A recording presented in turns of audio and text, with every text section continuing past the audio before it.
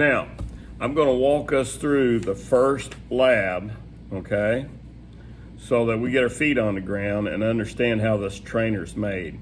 You already should have seen a video on the terminal strip down here, okay? That's where you got this orange jumper. That jumper is 4 positive terminals together, and a second orange jumper that jumpers the next 4 together for the negative side. We have 24 volt DC supply here for our control. So positive DC on our left side, negative DC on our right. This here is a normal 3-wire start stop. That's what we're going to work on today, okay? We're not going to look at this right here. What we're going to do is we're going to wire this up straight across, then we're going to check it. Now, it's important to do that, and I want to show you. I've already got quite a bit of this wired, but I found a bad contact on a brand new trainer. It's not uncommon. You get brand new parts from the auto parts place that's bad, right? So this here's the same way. So if I put my meter across this, normally open, and I press it, you can see here that I'm reading like 35, 190, 170 ohms. That's a bad contact. Contacts are binary choices. They're either 0 or 0.2 or 0.3 ohms. If you start reading 4, 5, 6, 8, 10, 12 ohms, 18 ohms there now, that's a bad contact. So make sure your screws are tight, and then try to get really get good connections with your meter and check your components to make sure they're good. A normally open switch is open until you press it, and then when you press it, see that's jumping all around. It's not a good solid reading, okay? So a bad contact. It should be just a few tenths of an ohm at the most. Now, here, we'll start here, work our way across. So, draw you out, stop the video, draw you a 3-wire start stop, and follow along with me. This side over here, plus, is where we're gonna start. Now, I'm not gonna hook the end up to the terminal strip because we want to leave this side isolated so that we can ring out our circuit or ohm out our circuit to see if we wired it right, okay? So we're gonna go to the normally closed contact. We're using the stop button here, okay? It's one with the D10 on it. That means when you press it, you either have to pull out or twist. This one here, you twist and it pops back out. So for an E-stop, if you have stop on machine, you want to have another physical action to reset that stop button. That's what this is all about. You press it, stays in, twist the knob, direction of the arrow, and pops back out. So we want to twist it where it's popped out. Then our start button, we're gonna go all the way over here. Normally you line up start and stop, but with trainers that's not possible sometimes. So we're going all the way over here to pick this one up. And then we have 2 relays here, all right? They're ice cube relays. Now, looking at it from the back, the left one will be R1, the right one will be R2. We're gonna use the left one, R1, for this circuit, this lab. So, we have a power supply that feeds this terminal strip, so the reason we're gonna have to isolate here, we don't wanna read that power supply. If we hook this meter up now to the power supply, mine's reading 180 to 200 K ohms, okay? We want to get rid of that. So we're going to leave one side of this circuit open. So we're not going to make this connection right here, until after we check our circuit out. So we went from here to a normally closed on our E-stop, went from a normally closed to a normally open on our green button, then from our green button to A1 on R1, relay 1. Then we come out of A2, which is the other side of our coil, okay? A1, A2. We got to go back to negative. So we've got that hooked up to negative. Now the isolated circuit, you just have to disconnect one side, and then it doesn't matter what's hooked to the other side, okay? Now, what we're gonna do is, I've got this stripped a little long, so I can twist it around my meter lead here, okay? And we're gonna predict what we should read. Now, we don't have our seal-in hooked up at all, so we look at that circuit, normally closed, normally open, there's infinity, there's OL, right? So from here to here, our initial reading should be OL. We're predicting. Now remember, you gotta be able to predict what you should read, or at least get in the ballpark, or at least a galaxy of what you should read, okay? If you don't have an idea of what you should read, it should be something you've never seen before. Most of the time, you should know from your print and experience, ballpark what we should read, okay? So, OL's what we're looking for. So, we've got that hooked up to that side. We're gonna put the meter in this side, and you can see we've got OL. Now, if we press the green button, we should see this coil.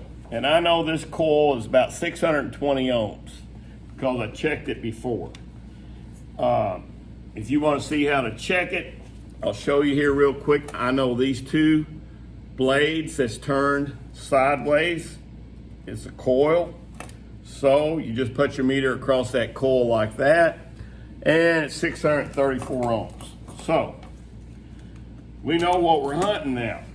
So if I go back and hook my meter up over here on the wire that would be hooked to the positive side, and then if I hook my meter up to the negative side, we see infinity, and then we press the green button. There you go. Get my meter in there, right? 635 ohms, okay? So, right now, we know this part of this circuit's right? So the series circuit's right. Now, we're gonna talk about hooking up your seal-in contact. The seal-in contact is in parallel with start, okay?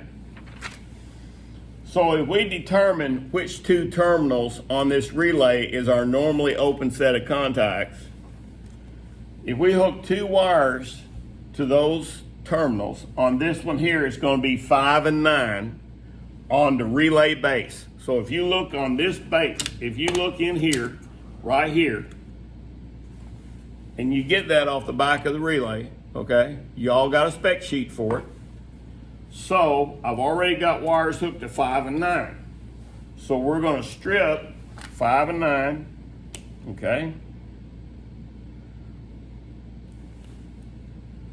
And we're going to strip off about 1/4 inch of it. And I just put the low number on top and the high number on the bottom. Low number on the left, high number on the right. It's just, if I find that if I do that better, it agrees with the print better, makes my life easier. So now we're gonna go put 5 on the top up here with this other wire from our stop button, okay? Twist the wire, get all the strands in there. That's good wiring practice, okay? And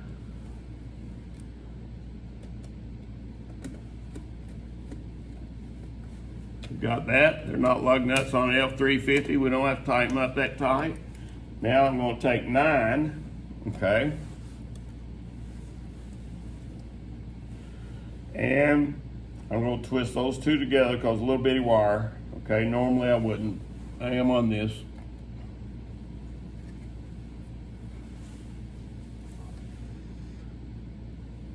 Make sure we get them both underneath there.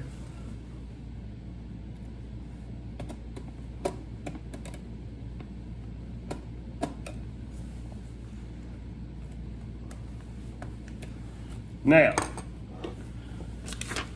we took these two wires and hooked them here. Now, if this works right, we can hook our meter back up from here to here. We should read OL. We're predicting. Can't get through here, can't get through here. OL. Now, these relays have a green button. That green button is a manual override.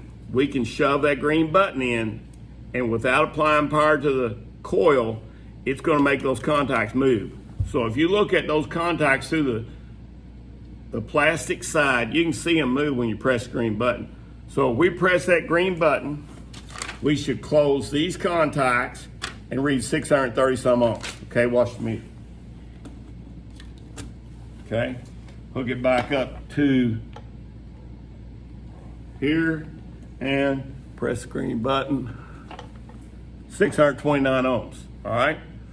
So if we press the green button here on the front, 629, press the green manual override, 629. That's all there is to checking the circuit out. Now what we're gonna do, we're gonna go back over here and we're gonna cut this off, get us a good wire there again, strip off about a 1/2 inch of wire, twist it, it'll go in there easier on that terminal strip. Don't get rough with these strips, okay? So stick a screwdriver in, pull it up a little bit, slide it in, good connection, okay? Now, if we plug this in, we should be able to hit the start button and you should be able to see that light light up. Let's see if it will. Our meter says yes, okay?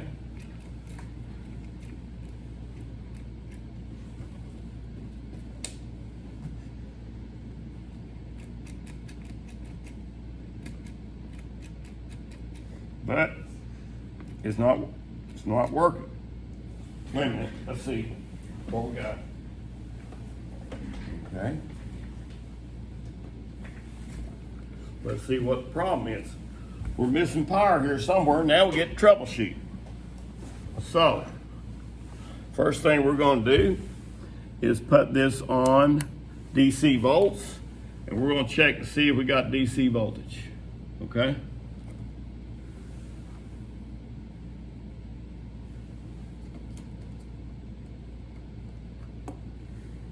I don't see any DC voltage. So let's see where the problem's at. Don't see any light lit up.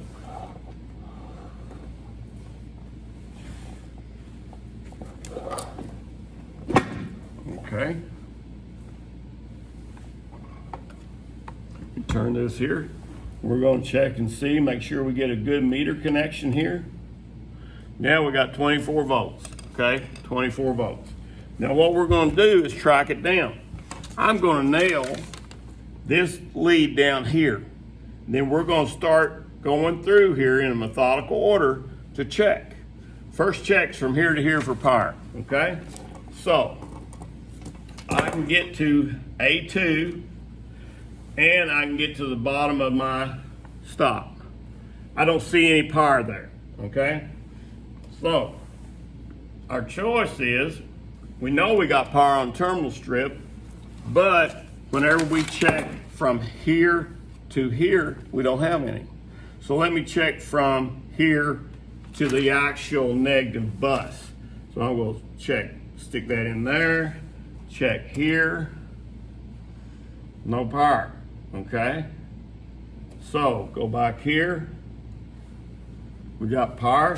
So that tells me that this connection right here, if we check it from our stop button, if we check from here to here with our meter, in other words, I'm going to put my meter right between there.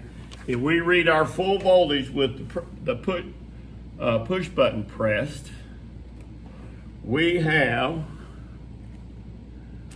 okay, let's try it right here. Got on the wrong one. Okay, we got 24 volts. Okay.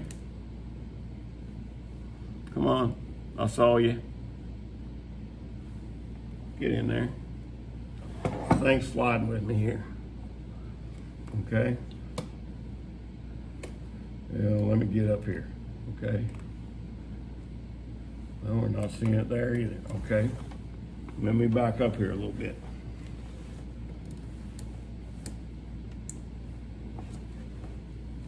Let's check here and make sure we got 24. Okay. And then check it here. Okay. Let me check, let me shove that in there. I'm having a hard time here, guys, trying to talk and everything. Okay, we got 24 volts there. So we're gonna come up here and press our button, and I don't see 24 volts there, but I see it down here. Okay, there we are. So that tells me our 24 volts is between my meter leads there. That should never have a voltage drop. So somewhere on this wire, I don't have a good connection. So let's see here. Probably a terminal strip problem. When we get the right screwdriver and don't force it in there, okay? So, let's put it in here again.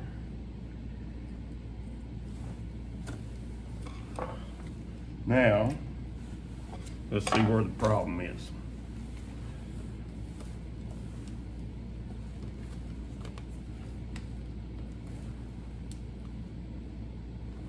I'm trying to get a good connection on these terminal strips. They're being on.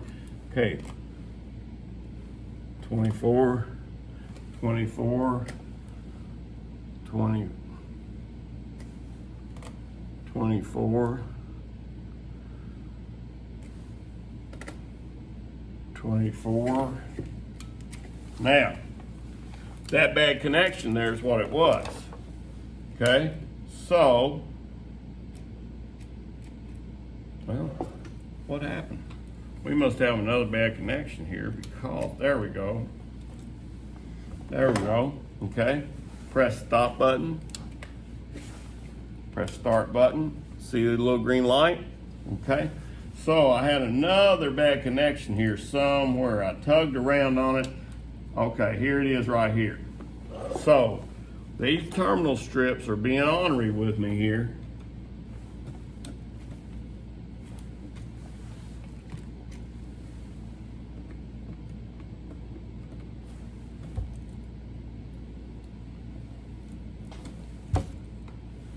So let me get a better connection here.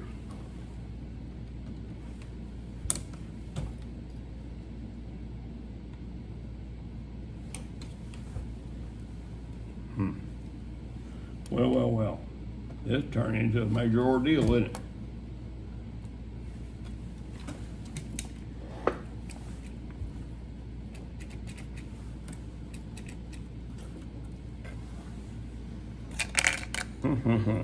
Came loose.